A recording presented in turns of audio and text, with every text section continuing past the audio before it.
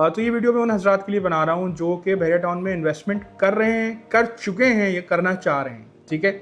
और ये वीडियो उनके लिए इसलिए ज़रूरी होगी कि ये आपको सिखाएगी कि इन्वेस्टमेंट बहरिया में किस तरीके की होती हैं, इन्वेस्टमेंट को आपने साइकिल कैसे करना है, ठीक है। और उनको आपने, अगर आप लॉस में चले गए हैं तो उसको आपने रिकूप कैसे करना है, यानी कि आपने माइनस में नहीं जाना, 0 पे आ जाएंगे, या कम से कम बैलेंस पे आ जाएं ताकि आपको लॉस ना हो। अच्छा, जो इसमें सबसे पहली चीज़ जो है वो देखने वाली है वो ये है कि आप किस टाइम पे इन्वेस्टमेंट कर रहे हैं, ठीक है। अगर आप एक हाइट में इन्वेस्ट कर रहे हैं तो ऑब्वियसली रेट आपको बबल्ड अप और हाई मिलेंगे।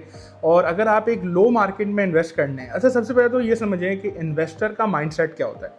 इन्वेस्टमेंट वो चीज़ नहीं होती जो आपने 2 साल 3 साल रखनी है, बल्कि वो चीज़ होती है जो आपने 6 से 8 महीने में रोटेट करनी है।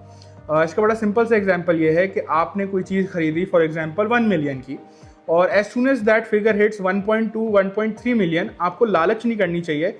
आपको वो दोबारा 1.2 1.3 मिलियन निकाल के अब आपको देखना है कि पहले मैंने 1 मिलियन इन्वेस्ट किए थे, अब मैंने 1.2 या 1.3 मिलियन इन्वेस्ट करने हैं, ठीक है। और आपने इसे कंटिन्यूसली रोलिंग में रखना है। अच्छा, इसमें जो टाइम है ना वो बहुत क्रूशल है।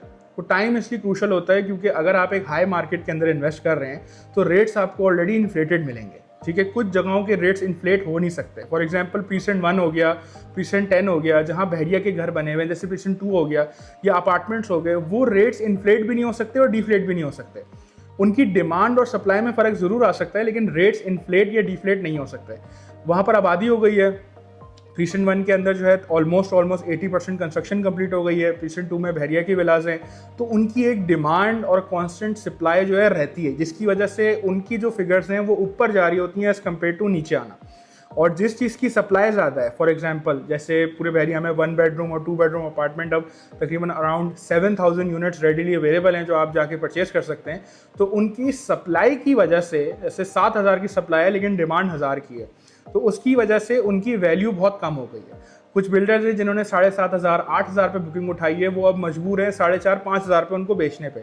और इसकी वजह से बिल्डर्स जो है वो अपनी टैक्टिक्स और पॉलिसीज़ वगैरह चेंज कर रहे हैं और वो अच्छी कंस्ट्रक्शन की तरफ जा रहे हैं। तो जब आप अच्छी कंस्ट्रक्शन देखते हैं जिनका लेआउट प्लान और ये सब चीज़ें अच्छी होती हैं, तो वो आपको चीज़ें फ़ायदा देती हैं।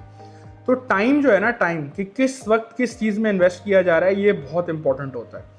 और एक चीज़ होती है चांस डील। चांस डील इस हिसाब से होती है कि अगर किसी बायर को या किसी सेलर को अर्ली एग्जिट चाहिए, कोई इन्वेस्टर है उसे अर्ली एग्जिट चाहिए, कोई प्रॉपर्टी होल्डर है उसे अर्ली एग्जिट चाहिए, तो आप वहाँ पर स्टेप इन कर सकते हैं और आप वहाँ पर वो डील जो कि आपको मार्केट से 5 से 4 लाख रुपए कम में मिल जाएगी, उसको ख़रीद के फिर आप डेफिनेटली उसको 6 महीने के अंदर या 5 मंथ्स के अंदर टर्नओवर कर सकते हैं। तो वो चांस डील होती है। लेकिन ये भी याद रखिएगा कि 90% of the time chance deal end user तक जाती ही नहीं है। यानी कि जो भी चांस डील मार्केट में आ रही है वो मेरे जैसे या मुझसे बड़े रियल एस्टेट एजेंट्स और डीलर्स जो है वो उठा लेते हैं, वो अपने पास रखते हैं और फिर वो अपने सर्कल के अंदर उसे कट करते हैं मार्केट रेट्स के ऊपर जिन पे उनको प्रॉफिट होता है। तो चांस डील जो है वो बहुत रेयर है कि कोई एंड क्लाइंट सही वक्त पे और सही जगह पे मौजूद हो, सही अमाउंट के साथ, और वो डील उठा ले।